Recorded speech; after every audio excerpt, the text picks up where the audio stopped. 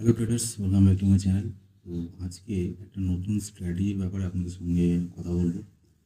তো মার্কেট এখন লাইভ রয়েছে। তো এই সেট আপটা একটা সুইং ট্রেডিং স্ট্র্যাটেজি, যেটা আমি আপনাদের সঙ্গে শেয়ার করবো। খুবই একটা এফেক্টিভ স্ট্র্যাটেজি। আমি অনেক দিন ধরে এটাকে নিয়ে একটু দেখছিলাম। মার্কেট এখন লাইভ রয়েছে। ওকে, তো এখানে একটা সিম্পল সেট আপ, মানে যারা বিগিনারে কাজ করছেন, মানে বিগিনার নতুন মার্কেটে কাজ করছেন, তারাও এটা খুব ইজিভাবে করতে পারবেন। ওকে, তো এখানে একটা সিম্পল আমি আপনাদেরকে একটু দেখিয়ে দিই। দেখুন, এটা হচ্ছে এসবিআই এর চার্ট। দেখুন, আপনারা যখন মার্কেটে কাজ করেন, তখন আপনারা সুইং ট্রেডিং যখন করেন, তখন আপনারা মানে অনেক স্টক আপনারা স্ক্যান করেন, ঠিক আছে, যে কোনটাতে সেট আপ তৈরি হলো, কোনটাতে আহ, আপনার অ্যাকর্ডিং সেট আপ রেডি হলো, ঠিক আছে, তারপরে গিয়ে আপনি ওটাকে প্ল্যান এক্সিকিউট করেন। তো সেখানে অনেক ধরনের সমস্যা হয়। স্ক্যানারও আপনাকে বিল্ড আপ করতে লাগে প্রপার স্টক ফাইন্ড আউট করার জন্য। কিন্তু আপনি দেখেন, যারা নিফটিতে কাজ করছে, ব্যাঙ্ক নিফটিতে কাজ করছে, তারা কী করে, একটা ইনস্ট্রুমেন্টে অনলি কাজ করে। নিফটিতে কাজ করছে তো নিফটি দিয়ে কাজ করছে, ব্যাঙ্ক নিফটিতে কাজ করছে তো ব্যাঙ্ক নিফটি দিয়ে কাজ করছে, ঠিক আছে।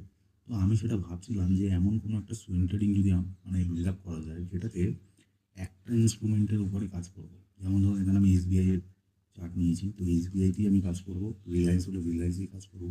ওকে, তো স্ট্র্যাটেজিটা খুবই সিম্পল। তো ভিডিওটা প্রথম থেকে শেষ অবধি দেখবেন, তাহলে বুঝতে পারবেন যে এখানে সেট আপটা আমি কীভাবে প্ল্যান করছি। তো দেখুন, আমি যেদিনই আপনি ধরুন স্টার্ট করছেন, ঠিক আছে, যেদিন আপনি ট্রেডিং স্টার্ট করছেন, মানে এই সেট আপের উপরে, তাহলে সেদিন কী করবেন। ধরুন আজকে মার্কেট হচ্ছে মানডেতে মার্কেট ক্লোজ হয়ে গেছে। সেই ক্যান্ডেলের লোটাকে আপনি মার্ক করবেন, ঠিক আছে। লো লোটাকে মার্ক করার পর এটা আপনি বলতে পারেন যে আপনি একটা ট্র্যাপ স্ট্র্যাটেজিতে খেলছেন, ঠিক আছে। ধরুন, এটা একটা ক্যান্ডেল, আমি এখানে আপনাদেরকে দেখাচ্ছি। এই একটা ক্যান্ডেল, এই ক্যান্ডেলের এটা লো, এটা হাই, ঠিক আছে। এবার এটা ধরুন সোমবার দিন তৈরি হয়েছে, মঙ্গলবার দিন আমি দেখবো মার্কেট যখন ওপেন হবে, ঠিক আছে, মার্কেট এটাই চলছে। আমরা এখানে প্ল্যান করবো, কারণ আমরা ক্যাশ মার্কেটে কাজ করি। ক্যাশ মার্কেটে যদি কাজ করতে হয়, তাহলে আমাদেরকে লং সাইডে দেখতে হবে, মানে আমরা সবসময় লং সাইডে ট্রেড করবো, ঠিক আছে।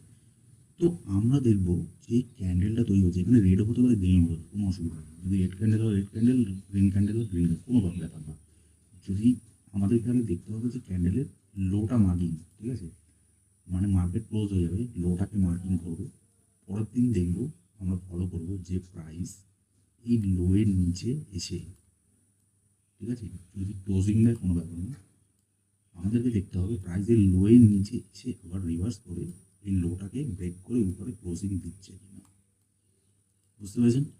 মানে লোয়ের নিচে আসবে, লো থেকে নিচে ঘুরে রিভার্স করে উপরে গিয়ে ক্লোজিং দিচ্ছে কিনা।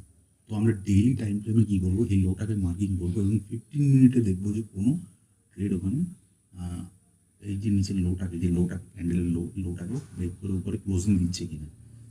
যখনই ক্লোজিং দেবে, তার যে লাস্ট 15 মিনিট ক্যান্ডেলে যেটা সুইং লো থাকবে, ঠিক আছে, মানে যেখান থেকে রিভার্স করছে, কিংবা ডেইলি ক্যান্ডেলে যে সুইং লোটা হবে, যে লোটা তৈরি হবে ব্রেকিংয়ের পরে, সেই লোটা হয়ে যাবে আমাদের স্টপ লস।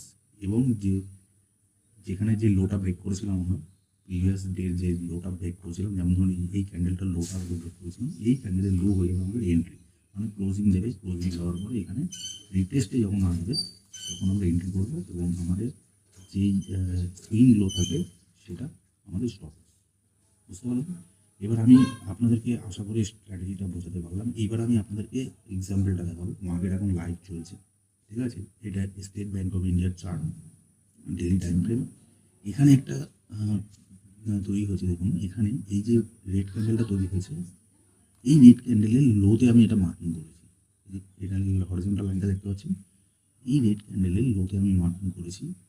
এটা হচ্ছে আপনাদের আমি দেখিয়ে দিচ্ছি ক্যান্ডেলটা কবেকার ক্যান্ডেল। দেখুন, এটা হচ্ছে আপনার 10ই আগস্টের ক্যান্ডেল। 11 তারিখে কী করেছে, এই লোটাকে ব্রেক করে নিচে ক্লোজিং দিয়েছে রেড ক্যান্ডেল। কোনো ট্রেড নেবো না, এই প্ল্যানিং। এখান থেকে রিভার্স করে যখনই লোয়ের উপর ব্রেকিং দেবে, মানে এই ক্যান্ডেলের লোয়ের উপরে যখনই ব্রেকিং দেবে, তখন আমরা এটাকে প্ল্যান করবো, ঠিক আছে।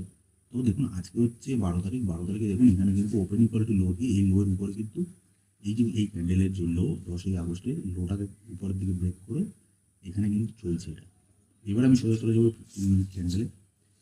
15 মিনিট টাইম ফ্রেমে যখনই আমি যাবো, ঠিক আছে, দেখুন প্রাইস কিন্তু এখান থেকে একটা রিটেস্টের জন্য আসছে। এখানে আমি একটা ট্রেড প্ল্যান করেছি, কিন্তু এখানে একটা এখনো পর্যন্ত এটা এক্সিকিউশন হয়নি, ঠিক আছে।